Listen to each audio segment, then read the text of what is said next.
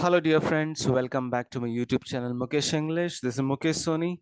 Dear friends, in this video, I have brought you a famous novel titled Siddhartha, written by a famous novelist from Germany, Hermann Hesse. Hermann Hesse was born in July 2, on July 2nd, 1877, and he passed away on August 9, 1962. A German novelist and poet who was awarded the Nobel Prize for Literature in 1946. And the main theme of his work is the individual's efforts to break out of the established modes of civilization so as to find an essential spirit and identity. Hesse published his first book, a collection of poems, in 1899. He remained in the book selling business until 1904, when he became a freelance writer and brought out his first novel about a failed and dissipated writer. And the novel was a success. His visit to India in those years was later reflected in Siddhartha, which was published in 1922, a poetic novel, and it's set in India at the time of Buddha about the search for enlightenment. So this is a brief information about Siddhartha, a famous novel by Hermann Hesse, which was published in 1922. Now, let's know about the characters of this novel. The main character is Siddhartha, who is the protagonist. Govinda is a close friend of Siddhartha and follower of Gotama, Siddhartha's father, who is a Brahmin, unable to satisfy Siddhartha's quest for enlightenment. Samanas. Samanas are those people, those who traveling ascetics who tell Siddhartha, excuse me, who tells Siddhartha that deprivation leads to engagement. Gautama, the Buddha, whose teachings are rejected, but whose power of self experience and self wisdom is completely praised by Siddhartha. Next, Kamala. Kamala is a courtesan, Siddhartha's sensual mentor and mother of Siddhartha's son, I mean to say, young Siddhartha. Kamaswami. Kamaswami, who is a merchant who instructs Siddhartha on business. Vasudeva, who is an enlightened ferryman and spiritual guide of Siddhartha. Young Siddhartha, who is the son of Siddhartha and Kamala, who lives with Siddhartha for a time yet runs away to Adan. So these are the characters which we shall find in the course of the story, in the course of the novel, Siddhartha. So let's know a brief introduction about this novel here. The novel Siddhartha was published in 1922, and it's a novel by Hermann Hesse, the famous German novelist and poet.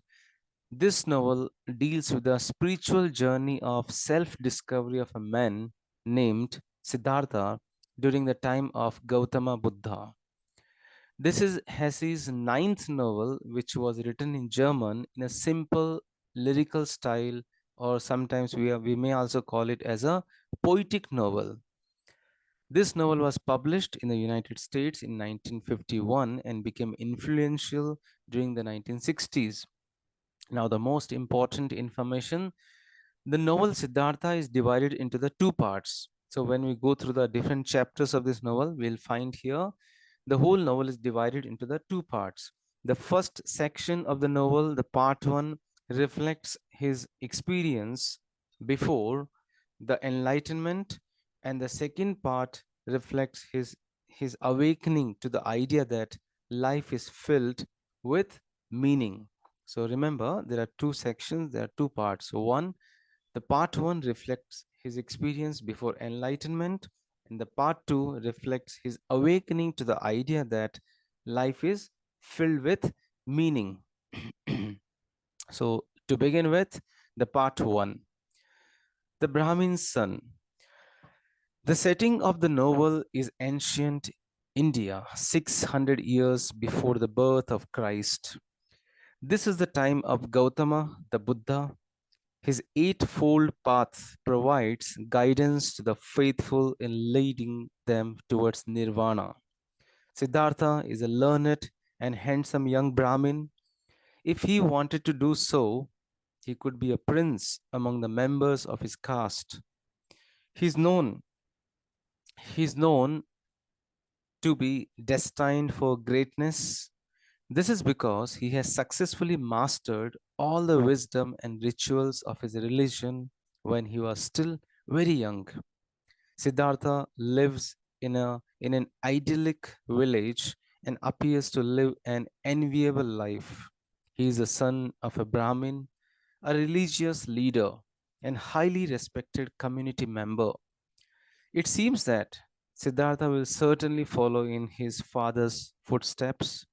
Siddhartha occupies his time studying his elders' Hindu wisdom alongside his best friend Govinda. He finds himself dissatisfied. Siddhartha believes that the Brahmins, like erudite Brahmins like his father, who has succeeded in perfectly learning all the contents of holy books, but he doesn't think that they have reached the enlightenment. He says that the Brahmins have not yet reached any enlightenment, so a particular level of enlightenment.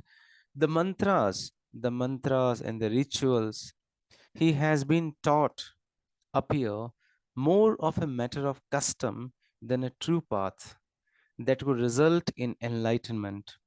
So, in order to transform themselves into religious men with their own community's standards, Siddhartha believes that he and his friend Govinda would need to be like mere sheep in a herd, merely following determined patterns and the rituals without having the chance to question them. So this prospect makes Siddhartha terribly unhappy. While he respects the people of his village, he loves his father, but he does not want to exist in the way that they do. So until now, Siddhartha has followed the example of his father with a sense of belief and conviction, but now he wants to achieve something more. So after meditating one evening, Siddhartha tells Govinda that he plans to join a group of Samanas. Samanas are wandering mendicant priests, those who don't stay at one place. They keep on, the sadhus, they keep on moving from one place to another place. A group of them have just made their way through the city. They also have come to city, and it's kind of an encounter between among Samanas and Siddhartha. The Samanas are half naked and starved. They must beg others for food. They believe that the only way to reach enlightenment is through asceticism. Asceticism means to say the rejection of the body, including the physical desire. The Samanas appear entirely different from Siddhartha's own community, his community's religious elders, means to say both are very much different from each other. They are Brahmins and Samanas. As he has not been able to find the wisdom he has been looking for in his own community, Siddhartha resolves that he will follow the path of the Samanas and find out what wisdom he can glean from them. Govinda is frightened when Siddhartha tells him that he is going to join the Samanas. He sees that Siddhartha is embarking on his first step into the larger world that he will need to follow him. Siddhartha is a dutiful son and he seeks his father's permission before departing with the Samanas. His father is upset about his plans. His father declares that he does not want to clear the subject mentioned again. However, Siddhartha will never change his mind. The father has trouble sleeping. He could not sleep the whole night. He gets up each hour to see Siddhartha in the darkness, standing with his arms crossed across his body. His father reluctantly provides his permission the next morning. He realizes that his son is immovable on this issue. he won't change his mindset. He requests that Siddhartha should come home to teach him the secrets of the bliss if he's able to find it elsewhere. He says that you can go, but you should find the secret of the bliss, and he should come back to home and he should teach his father. As Siddhartha departs to join the Samanas, he is pleased to find that Govinda is also going to join them. So Govinda also joins Siddhartha to join the team of Samanas to seek the bliss for which his father is also would like to listen or would like to know. Now, with the Samanas, together with Govinda, Siddhartha starts wandering along with the Samanas. The two men are quick in adopting the ways of the new group. They dress in rags and accept only the substance needed to sustain life. Siddhartha and Govinda promptly take on the stout and bed-ragged appearance of the fellow Samanas. So they have totally adopted the lifestyle of those Samanas. The Samanas' way of life is informed by the belief that the true enlightenment will arrive only when the self is entirely negated or destroyed. That is the philosophy of Samanas. This goal is the reason for their ascetic practices. After Siddhartha joins them, his sole goal is to render himself empty of everything, including joy, passion, dreams, wishes. Siddhartha thinks that once he has destroyed all his heart's impulses, there will be an awakening of his innermost being, embracing the teachings and the practices of his new group Samanas. Siddhartha quickly adjusts to the new ways. Now he is able to do this because of the discipline and patience he has learned during his studies of Hinduism with his father. He quickly learns the way to be free of life's traditional trappings. He loses all desire for clothing, property, sexuality, and any sustenance that exceeds that requires to live. He hopes to achieve enlightenment through elimination of the self, and he is successful in giving up the pleasure of the world and all the self's desire. So finally, Siddhartha takes on the role of protege to the eldest member of the Samanas. Means to say, he has become a shishya of the eldest member of the Samanas. He has become a disciple. However, he finds that the most elusive secret is still hidden and eventually recognize that destruction of the will is not going to bring him what he seeks. While it's true that both Siddhartha and Govinda experience a substantial amount of spiritual advancement while following the ways of Samanas, Siddhartha doubts that staying with this group will give him the spiritual nirvana he hopes to achieve. The way of self denial fails to give him a permanent solution. So he tells Govinda about his doubts, pointing out the eldest of the Samanas, who is 60 years old, still have not reached enlightenment. Siddhartha believes that this group has enjoyed no more success than the Brahmins, the two men left behind, means to say Govinda and Siddhartha himself. Siddhartha expresses his disagreement. He doesn't agree with, sorry, Govinda expresses his disagreement, making note of the substantial spiritual progress both men have made. He says that no, we have already reached to the spiritual progress. While Siddhartha is not convinced by these arguments, so he and Govinda stay with Samanas. Siddhartha and Govinda remain with the Samanas for how many years? For 3 years. Then They hear a rumor of the existence of enlightened one called Gautama the Buddha. Then they come to know about Gautama the Buddha, and this man is said to have successfully overcome the suffering of the world and has created the end of the chain of karma and rebirth. The senior Samanas and others hear these reports with skepticism, but Siddhartha and Govinda find the news very exciting about Gautama the Buddha. Govinda wants to find this new master, and Siddhartha also believes that they should look for him, although it is true that he has generally lost his faith in his teachers like Samanas. The idea of Gautama is used by Siddhartha to finally convince Govinda to leave the Samanas. So finally, both of them have decided now it's a time to find out the whereabouts of whom? Buddha, Gautama. So Siddhartha and Govinda decide to seek out and follow Gautama. Siddhartha's announcement of the decision to leave angers the Samna elder. Siddhartha is able to silence him, though by hypnotizing him with his gaze. So, what does Siddhartha do?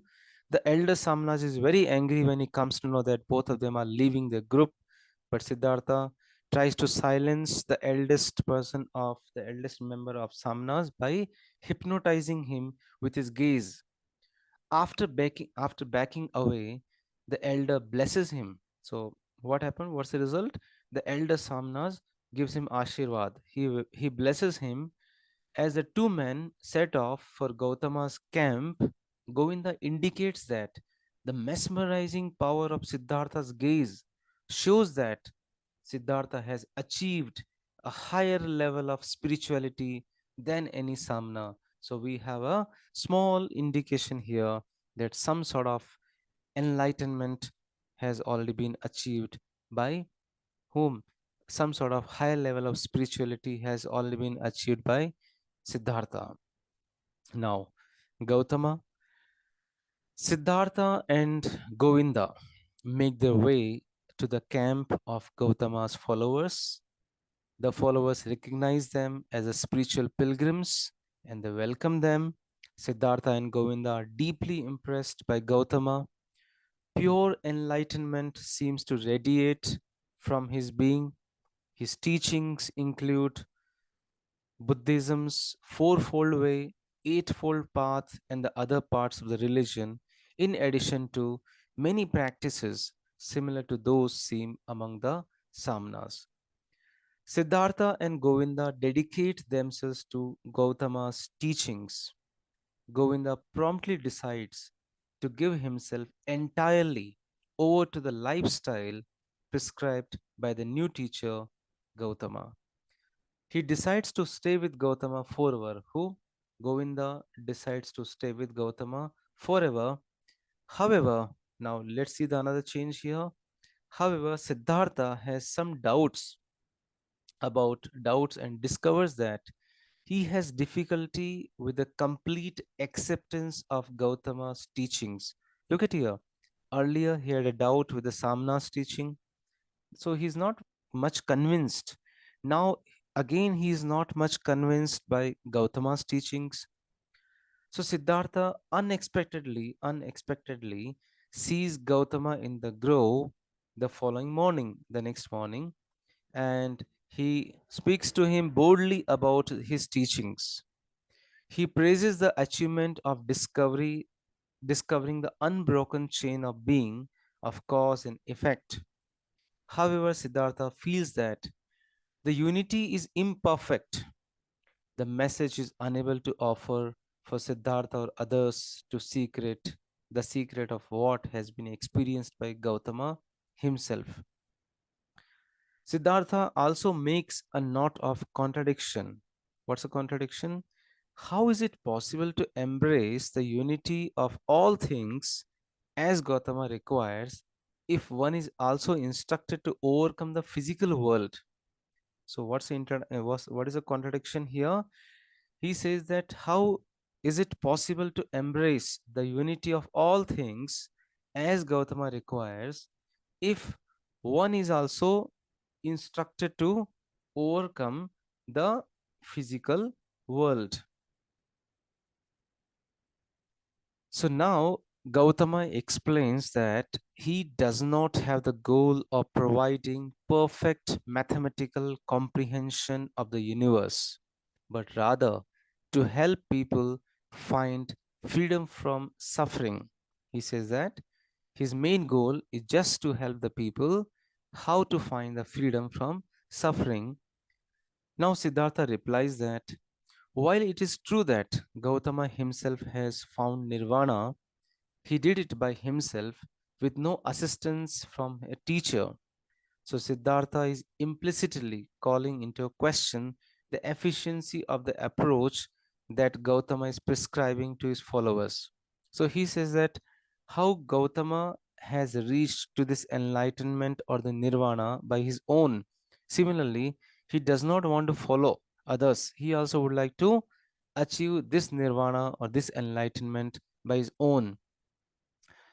Admitting that Siddhartha may technically be right in some regards, Gautama points out that Siddhartha is unable to provide spiritual guidance superior to that which he provides.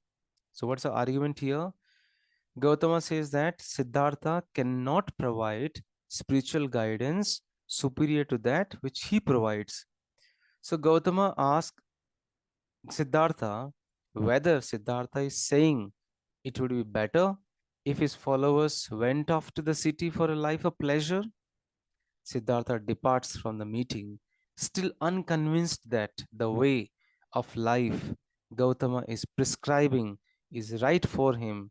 He does not get convinced. Govinda would like to stay with Gautama, so Siddhartha leaves by himself and Gautama continues to stay with Govinda continues to stay with Gautama and Siddhartha leaves. Siddhartha embarks on a search to find a way to achieve knowledge of the meaning of life without being dependent on religious instruction. So, this is how he starts to seek, he starts to move in search of enlightenment independently without any assistance of any teacher or any guru. Awakening. Siddhartha is done with teachers and teachings. By the time he abandons the grove, he is determined to know and learn from and to understand himself. He says that he would like to understand by only by himself. His feeling is that he is viewing the world with all its magical and puzzling characteristics for the first time. He recognizes that he is not enlightened. He's in the middle of the world. Where is he? He's in the middle of the world, but that he has the ability to awaken as he learns more about himself. He says that if I learn more about myself, I will be having the ability to awaken. I am still half the path. Siddhartha experiences a sudden infusion of forceful certainty in his own capacity of self realization. What does he experience? He experiences a kind of infusion of forceful certainty in his own capacity for self realization. He now feels that he is truly a man. He knows that his own path to nirvana cannot come from the following the prescribed lifestyle of another. He says that if you would like to learn something nirvana, he cannot walk on the path which is decided by somebody. Rather, he feels certain that his own way to enlightenment must come from within himself.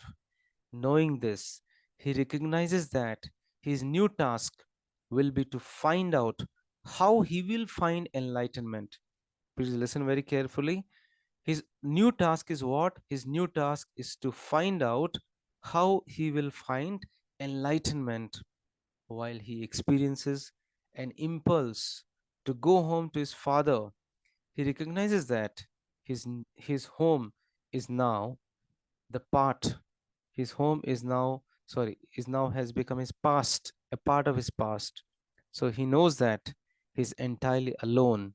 So he momentarily shudders at this thought. He rejects at the thought of going back to his home.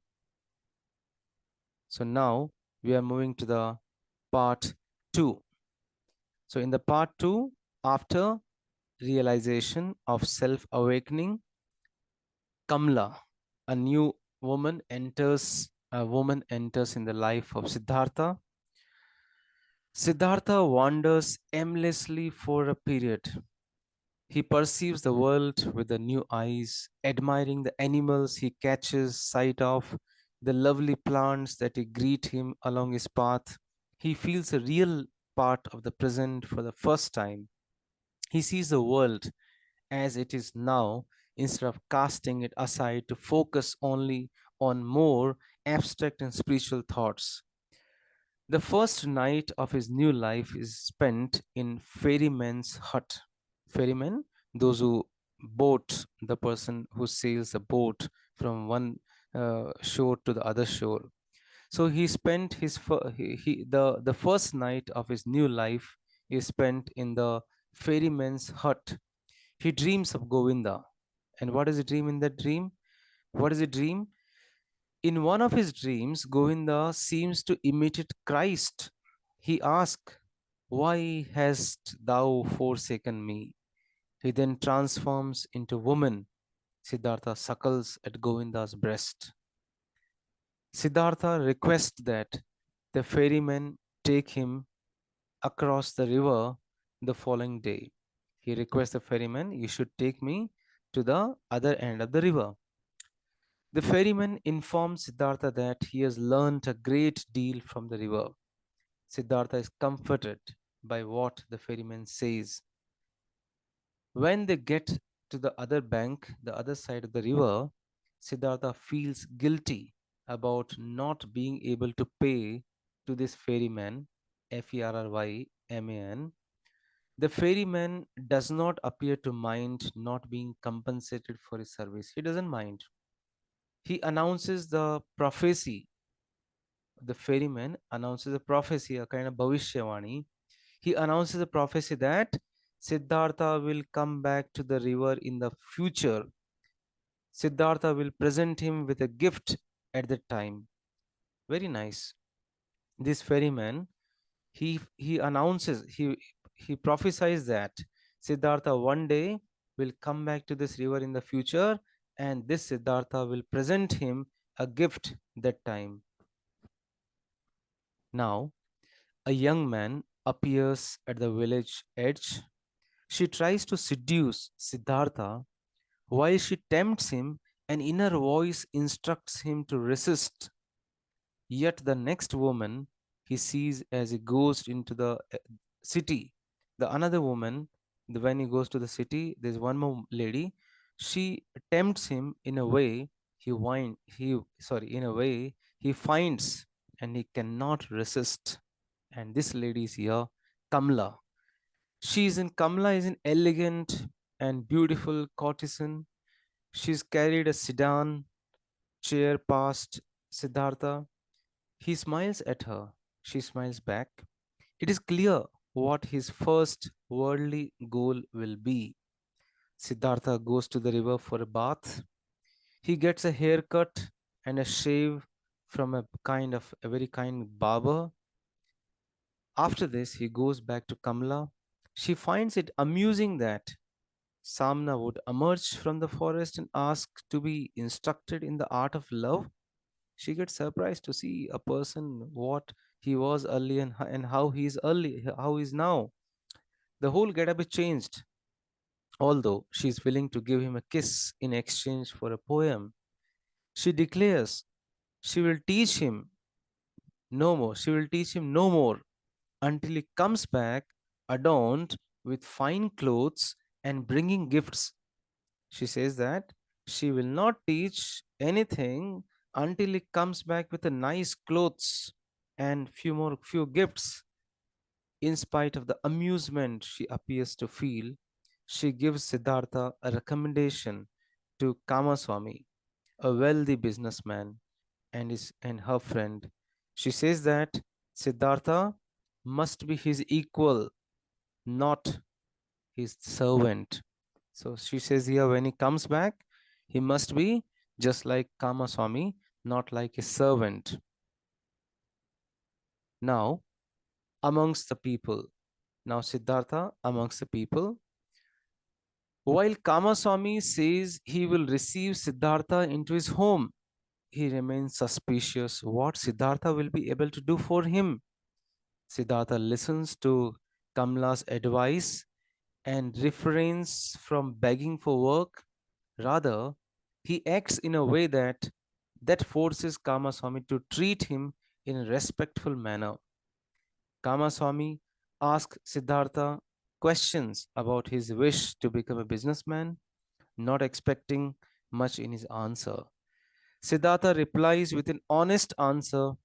He demonstrates that he can read and write. Siddhartha says that I can read and write. Kamaswamy is impressed by his abilities and says he will allow Siddhartha to be his protege, to be his to be his disciple, his student. Siddhartha is allowed to live in Kamaswamy's house. He works with him, taking the role of merchant. Siddhartha finds it relatively easy to handle the business world. However, he refrains from being emotionally attached to any of the results of his ventures. He is able to laugh off failure as readily as he feels pleased with his success. So both are equal for him, success as well as failure. Kamaswamy finds his apparently flippant attitude worrisome. He attempts to motivate Siddhartha by allowing him a small percentage of all gains from transactions. He says that I will give you some percentage. Now you have to be quite serious enough in this business. However, Siddhartha still sees business just like a game. He's not so serious. This means that there's nothing that Kamaswamy can do that will cause him to see business in a more serious way.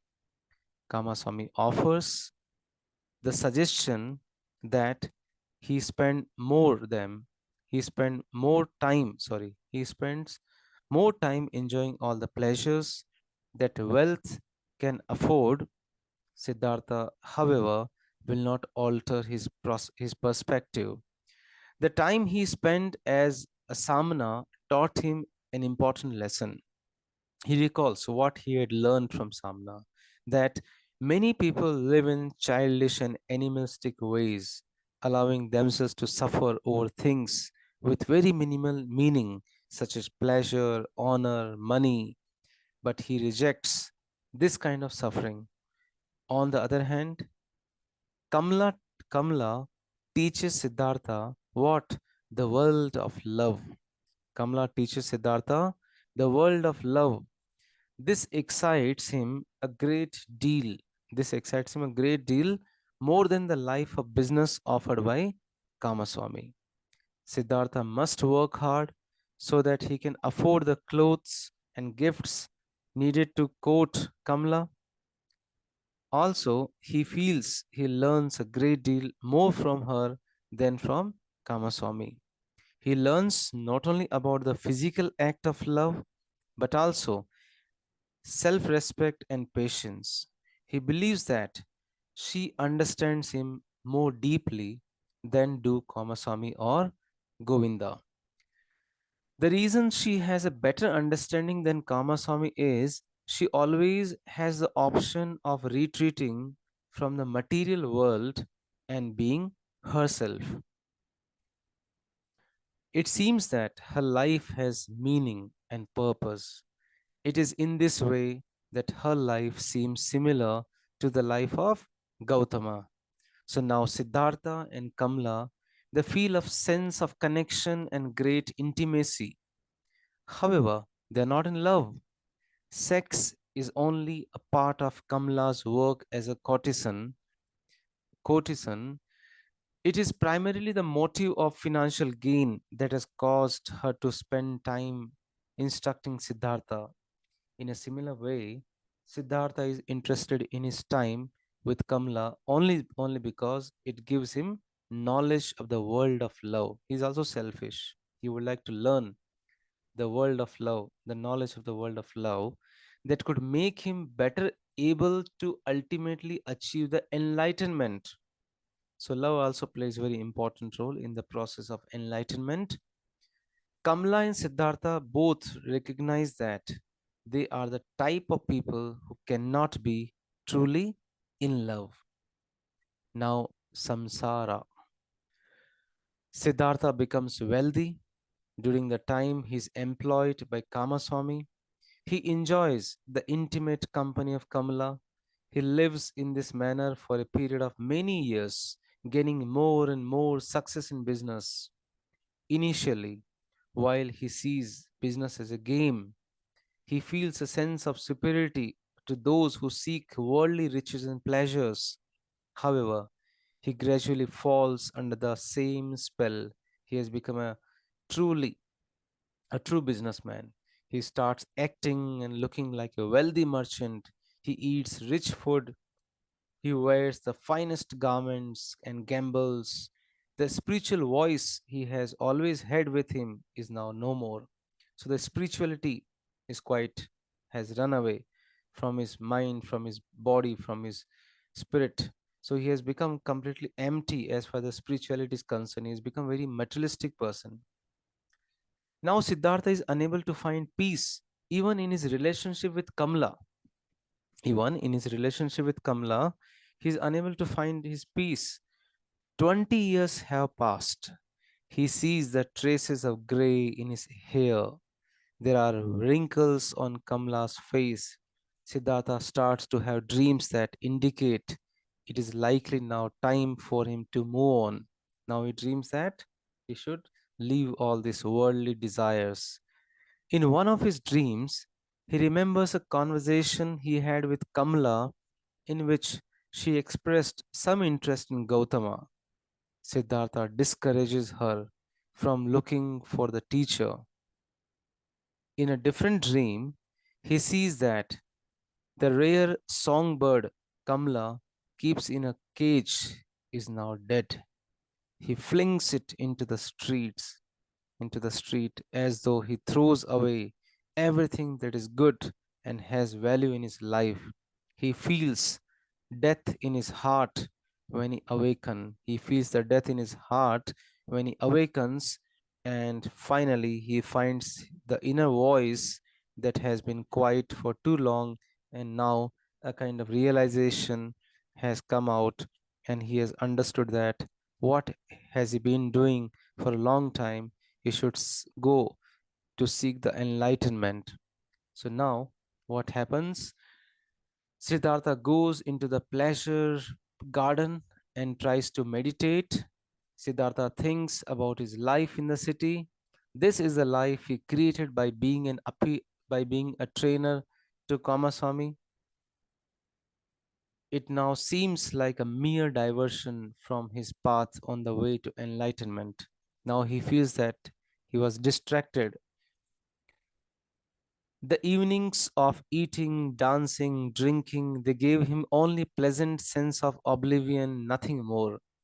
It's true that his time with Kamala has given him pleasure and taught him lessons about love, but it cannot go forever if he wants to reach enlightenment. Love is not enough to seek the enlightenment. He realizes that he has been playing the game of samsara. Samsara is the sin is the cycling path of life in which the individual lives, suffers, and dies.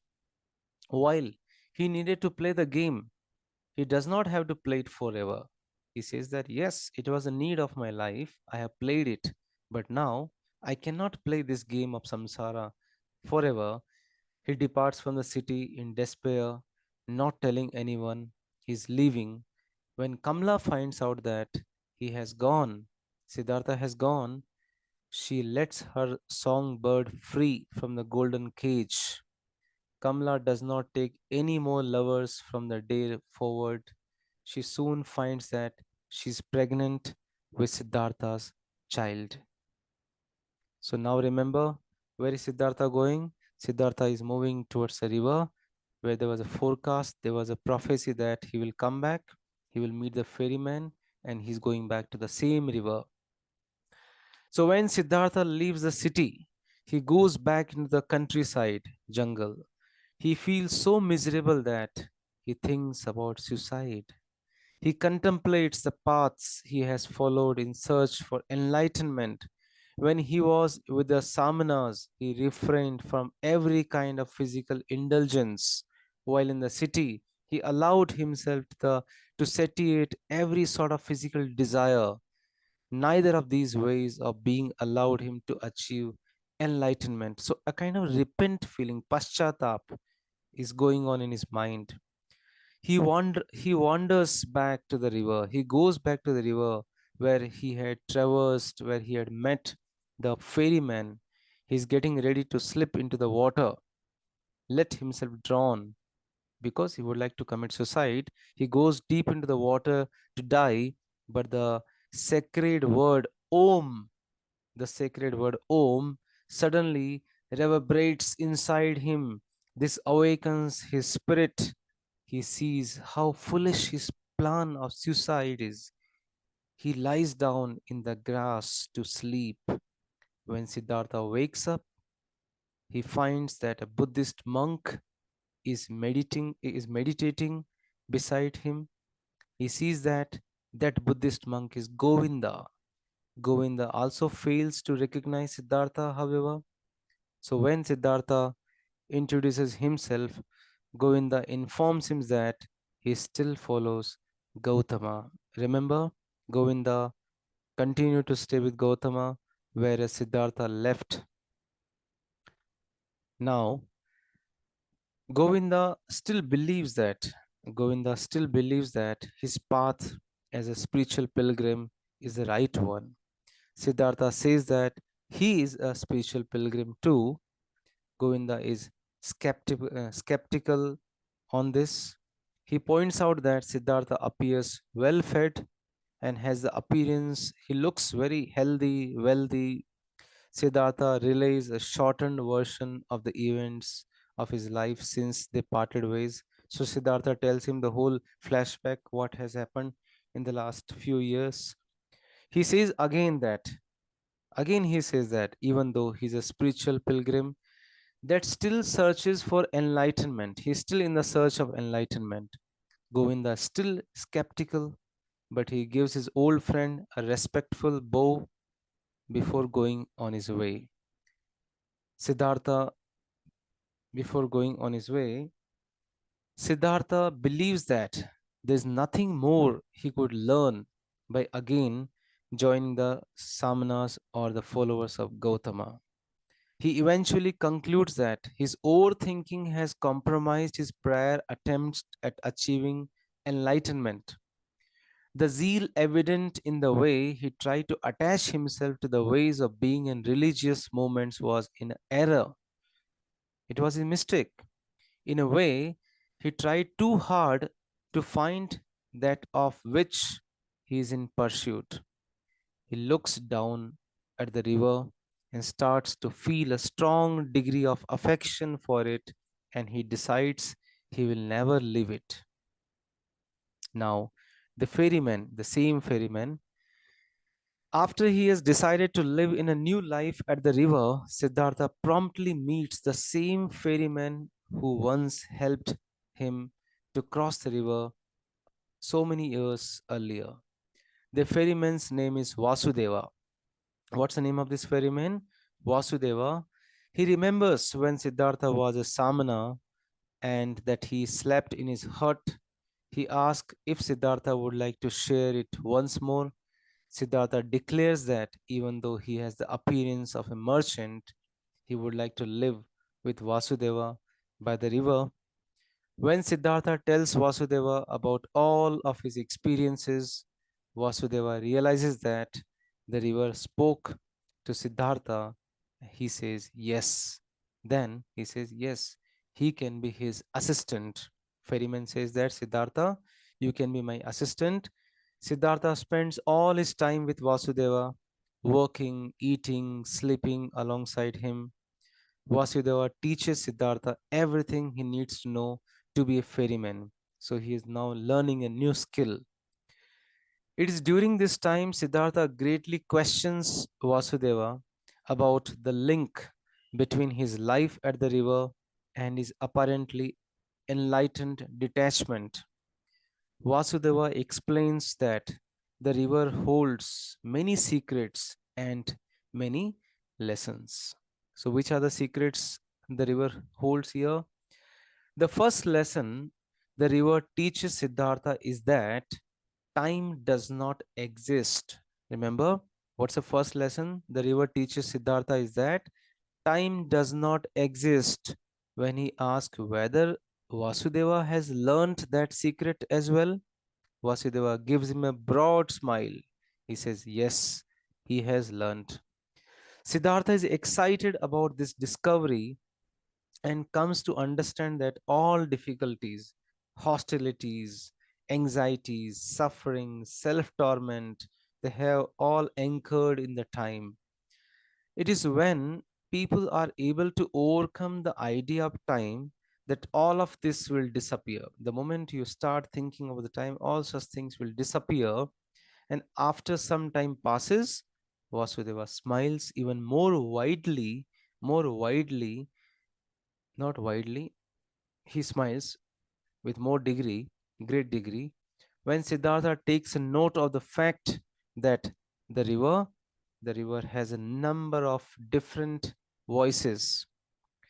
It sounds like everything and everyone that exists, everything and everyone that exists, and that when the voices are perceived in unison, the sound Om can be heard. All the sounds together from the voice, if you bring it together, you can hear the voice of Om. There was a news that Buddha will soon die. That news gets spread across the land. Hundreds of pilgrims start appearing to pay their homage to Buddha. Two of them are Kamala and her son. Out of those so many people who are about to pay their homage to Buddha, and out of these so many people, there were two persons, Kamala and her son. The son didn't want to accompany his mother because he too much loves the comforts of home. Kamala stops to rest a short distance from the river and is bitten by a poisonous snake. So Kamala is bitten by the poisonous snake. Vasudeva hears the boy's cry for assistance. He carries Kamala to the ferryman, then crosses the river with her to his hut. So the ferryman brings Kamala to his hut. See the destiny here, dear friends. Just see this destiny. Siddhartha recognizes Kamala, his wife, and he also finds her son very much familiar to him. Resemblance will be there, obviously, father and son. He quickly recognizes that the boy, is his son. Kamala stays alive long enough to speak to him. In this final conversation, Kamala realizes that she does not need to see the Buddha to fulfill her dream of seeing an enlightened one. She says that now I don't want to see Buddha. The Buddha is in front of me. The enlightened person is in front of him, in front of her, that is her husband Siddhartha. She sees that Siddhartha is the same as Buddha. Siddhartha feels that he's blessed himself and he has a son now. Now, this is the son. Once Kamala's funeral is over, Kamala is no more. Once Kamala's funeral is over, Siddhartha tries his best to console his son and provides for him. The boy, however, is cynical and spoiled. He dislikes being with the two ferrymen and wants to go back to the city and the life of wealth he has always had. Siddhartha is unable to make him believe that the trappings of wealth, such as fine clothes, servants, have little meaning. Siddhartha thinks he ought to raise the boy himself. He thought that just leave him to grow himself. Vasudeva agrees at first, but however, even though he tries as hard as he can, make his son happy and teach him how to live a good life. Siddhartha discovers that the boy is full of rage, full of fury.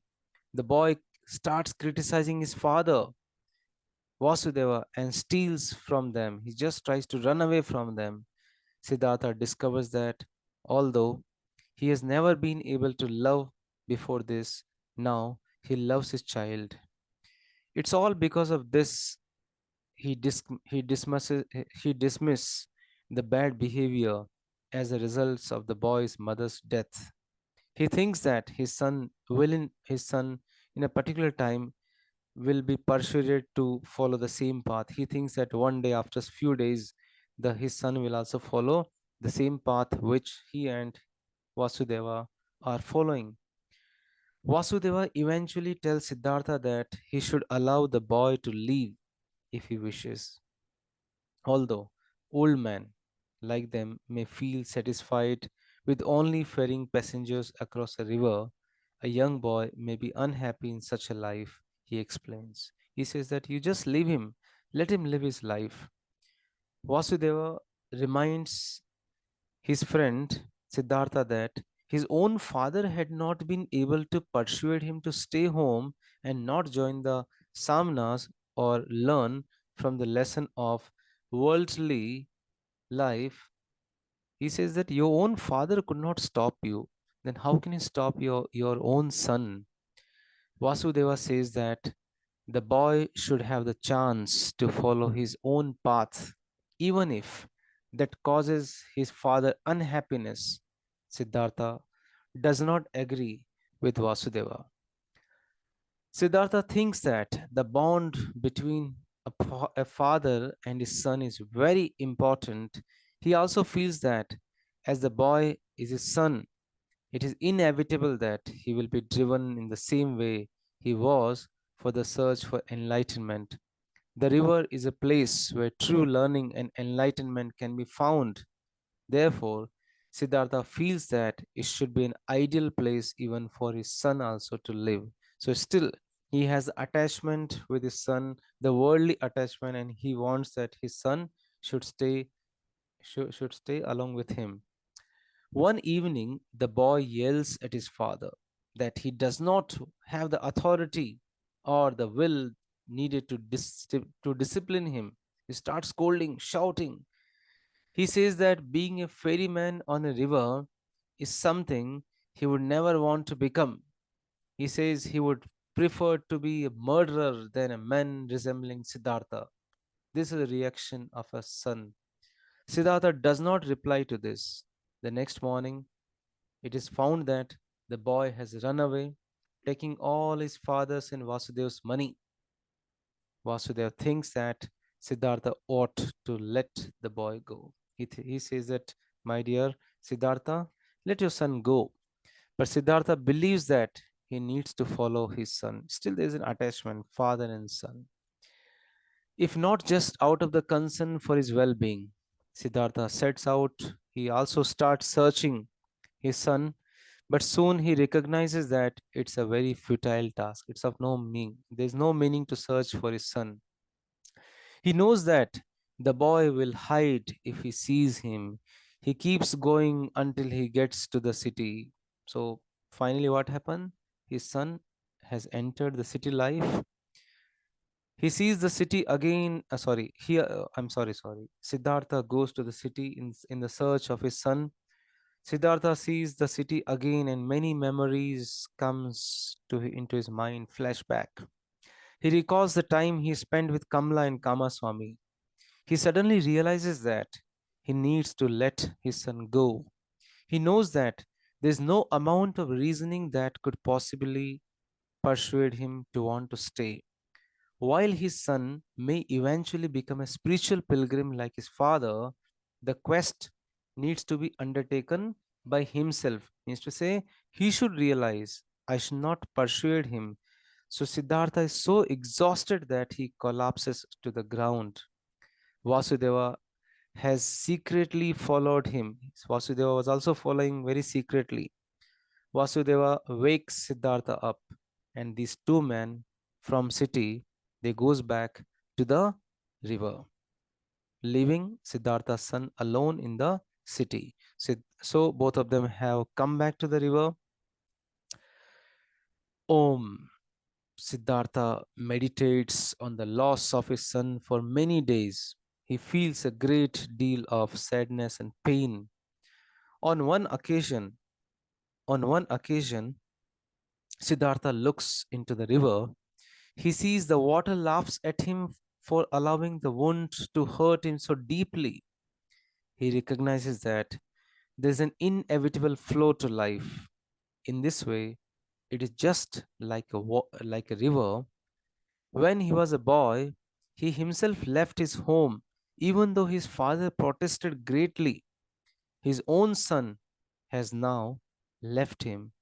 It is because of this doubled perspective that Siddhartha is able to sympathize with his father and his son at once. He comprehends that there are some sorrows in life that we cannot prevent, that will pass through generations. कुछ ऐसे घाव होते हैं, भरे नहीं जाते हैं. He now has a feeling of peace because a kind of realization has emerged. That evening, he reveals Vasudeva about everything he has felt. His friend appears to absorb his sorrows. Siddhartha now understands that Vasudeva has the same level of enlightenment as the Buddha. So, so this ferryman, Vasudeva, looks like a god. The elder ferryman tells him to listen more intently to the river. They sit on the bank of the river, and Siddhartha finds that all of the images of his life come before him. He hears the voices of good and evil, joy and sorrow, laughter and mourning, but he does not allow himself to be caught up any one voice. He does not want to be distracted. He hears only and only one word, that is Om. He suddenly recognizes that his self is only a part of the great perfection that is compromised by all of the world's voices speaking at once. He is no longer doubtful of his place in the world. He no longer second guesses his actions. His face is now reflective of the same kind of divine understanding that he first saw on Vasudeva's face when he met him. It is in this hour that Siddhartha ceases, stops fighting his fate. The serenity of knowledge makes his eye glow in a singular way. Vasudeva witnesses this and declares that he has been waiting for this to happen. Vasudeva says, "My dear, now the time has come. I was waiting for this moment where you start realizing a self realization." He leaves into the forest. He leaves going into the forest. So Vasudeva goes into the forest. Now Siddhartha is left to be the ferryman. Now only one ferryman is left, that is Siddhartha alone. The elder ferryman has left into the forest, has gone into the forest. Now Siddhartha is only the one ferryman here. Now Govinda. So Govinda, Siddhartha's friend, has come back to the river to search for enlightenment. Govinda here fails to recognize Siddhartha. Govinda is very surprised at this moment as he was, because he did not recognize Siddhartha at the river even earlier also. He requests Siddhartha to teach him everything what he knows. Govinda remains for the night at Siddhartha's hut. He explains that wisdom cannot be taught because of the limitations of verbal explanation. They are incapable of communicating enlightenment in its entirely. While knowledge can be passed alone, while knowledge can easily be passed, but individuals are required to find their own wisdom. That is the explanation given by Siddhartha when Govinda asked him that you should teach me about the wisdom. Then Siddhartha further says that one needs to categorize or divide the world into samsara and nirvana, into sorrow and salvation, into disappointment and truth. Siddhartha knows that every truth has an opposite truth. No one person is ever completely saintly or completely sinful. Siddhartha also declares that he only wishes to love the world as it has been, as it will be, and as it is. He wants to see all creatures with reverence, admiration, and love. Govinda asks whether there could be some additional advice that he might find helpful. Siddhartha instructs Govinda to kiss him on his forehead, and Govinda kisses Siddhartha's forehead. When he kisses him, Govinda sees the timeless flow of images and forces that make their way before his eyes. This is exactly as Siddhartha has been able to envision them in the river. There are tears streaming from Govinda's eyes. Govinda bows before Siddhartha, and Siddhartha's smile is exactly that of enlightened Buddha. Siddhartha and Govinda have both found the enlightenment they started to seek in the days of the youth. So here the novel ends. So let's have a recapitulation of this novel with the help of the few themes. So here the theme of the novel is the search of self-realization by the young Brahmin Siddhartha, realizing the contradiction between reality and what he has been taught. He abandons his comfortable life to wander. His goal is to find the serenity. His goal is to find the peace his goal is to find the peace that will enable him to defeat fear. So that's going to enable him to defeat fear. So what's his goal? His goal is to find the serenity that will enable him to defeat the fear and to experience with equanimity, to experience this the equanimity with the contrast of life, including joy and sorrow, life and death. Secondly, asceticism, including fasting, does not prove satisfying, nor do the wealth or sensuality and the attention of a lovely courtesan Kamala. So, despairing of finding the fulfillment, he does not get the fulfillment. He goes to the river, and there he learns simply to listen himself. He discovers within himself what?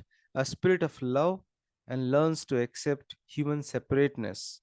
In the end, Siddhartha grasps the wholeness of life and achieves a state of bliss in the highest wisdom. As the son of a Brahmin, Siddhartha enjoys comfort and privilege while while we can say sequestered in his own home village, whatever he has learned. However, as he grows older, his heart is moved by a burning desire to acquire wisdom and new experiences. So, telling his father his intentions, Siddhartha and his childhood friend Govinda, they leave the safety of home to join the Samanas, a group of wandering ascetics, and finally, they both of them they receive the enlightenment. So let's do sum up. So we find in the part one the episodes the Brahmin son with the Samnas, Gautama, awakening.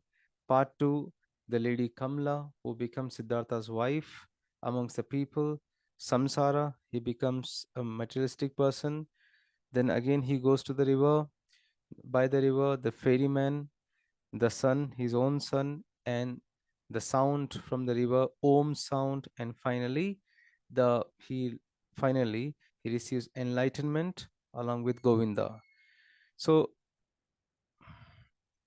So, dear friends, this is how we find here the novel Siddhartha. Just have a recapitulation in a very simple way. The part one we find here Siddhartha and Govinda. They become samnas. They become both of them become samnas to seek enlightenment, and Govinda follows Gautama while Siddhartha goes. He just runs. He just goes away. Siddhartha meets Kamala, gaining wealth to win her affections. Siddhartha hates his rich sinful life and he decides to leave, and the sound of Om keeps Siddhartha from drowning himself. Siddhartha becomes a ferryman and a peaceful and the kind person called Vasudeva. He's also ferryman. Kamala dies nearby, leaves Siddhartha's son with him. The spoiled son runs away, breaking Siddhartha's heart. Siddhartha listens to the river and he achieves enlightenment. Vasudeva departs into the jungle. His life's work is over. Govinda arrives, seeking wisdom from the wise old ferryman, that is Siddhartha. Siddhartha helps Govinda to glimpse unity and enlightenment. So, dear friends, this is how I have tried my best to summarize this novel. Thank you so much. I hope we have learned, we have got a lot of enlightenment by listening and by listening to this interesting and very important novel titled Siddhartha by famous German novelist Hermann Hesse. Thank you so much. Dear friends, thank you so much for watching this video. You can reach me at mukeshenglish@gmail.com. Please do subscribe the channel, click on the like button for more videos on literature, workbook, pronunciation, grammar, communication skills, presentation skills, interview skills. Stay in tune with Mukesh English. Thank you once again.